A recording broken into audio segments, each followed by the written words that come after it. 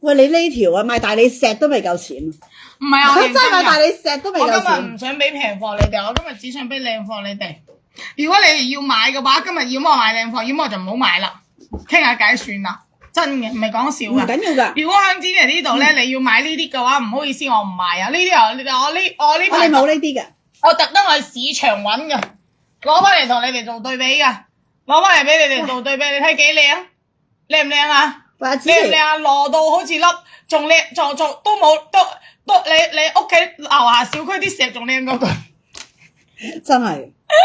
係咪你屋企樓下小區啲石靚唔過佢啊？係啊，人哋呢啲燒色啊。係啊，燒色啊嘛你知唔。知人哋呢啲要嚟燒色啊？燒黃色咧就扮黃翡，燒紫色咧就好似啲紫翡，燒紅色咧就紅紅翡，翡燒綠色咧就綠菜。我見過啦，人哋呢個係杯底嚟嘅，走去燒色㗎。有冇人要3週年嘅高品質第一款？此時直接開始，唔呢多，個好少數只㗎，有8條，只有8條，今日要唔要？只俾8個名額，想唔想要？想要打個3字，三三晚晚打個3字三先，晚晚打個3字先，要唔要？要唔要？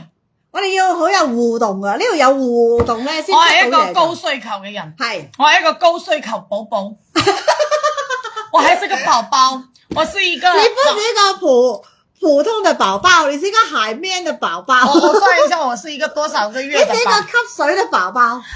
我是一個312個月的寶寶，我係一個312個月嘅寶寶。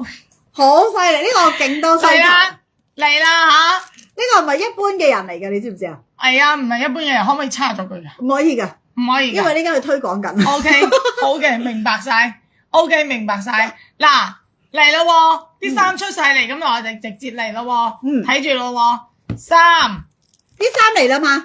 2，哇！啱啱啲朋友仔先入嚟啊。 Betty， 你去咗邊啊先好耐冇見我嘅 Betty，好耐冇見我嘅 Betty，好耐冇見我嘅琪琪 NG 琪琪，好耐冇見我嘅 Lee 嚟啦喎，好耐冇見呢個我又唔識讀啊，要知 GIS 點樣讀啊 GIS 點讀啊？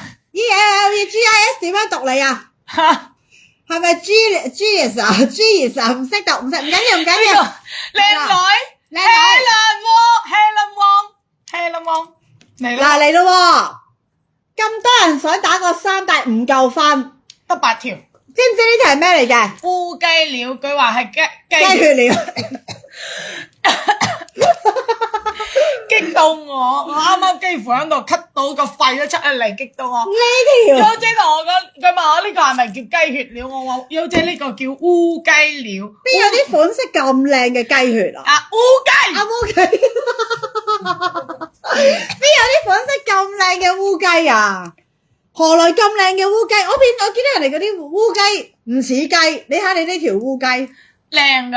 真係有品靚質㗎，而且你知唔知我一粒路路通呢個烏雞料，一粒路路通可以賣幾錢？單一粒路路通做個吊嘴，都可以賣到成500-600蚊。更唔好話成條烏雞料咧，喺翡翠產量入邊係非常之少，只有1%，甚至少到1/1000嘅產量。咁少貨，因為你要又有冰感，又有膠感，又有質感嘅烏雞，佢係好少嘅，而且烏雞嘅寓意係非常之好嘅。叫做辟邪擋災保平安，烏雞料響翡翠入邊有辟邪擋災保平安嘅一個寓意，但係大家千祈唔好因為翡翠嘅寓意去買翡翠，我唔希望大家係因為自己即係同你哋講咗任何嘅宣傳而去買翡翠，買佢嘅本身一定係因為佢嘅品質，好唔好？好靚，買就買品質，但係今晚呢個款只有8條，因為你單一個咁樣嘅路路通，你500蚊你都買唔到一個咁樣嘅吊嘴。而家喺出邊你見唔到呢咁靚嘅烏雞料，因為而家市面上嘅90%嘅烏雞料佢都出唔到翡翠證書，因為佢嘅翡翠嘅硬度、密度、種水唔夠高，而且佢容易變種，所以佢出唔到翡翠證書。但係我話俾你知，只係就係每一件翡翠，哪怕我送俾你哋嗰條路路通嘅手串，都係天然緬甸 A 貨翡翠。然後今日呢條手串，雖然個價錢呢可能唔係特別之令你哋接受得到，但係我想問聲大家，想唔想將佢帶翻屋企？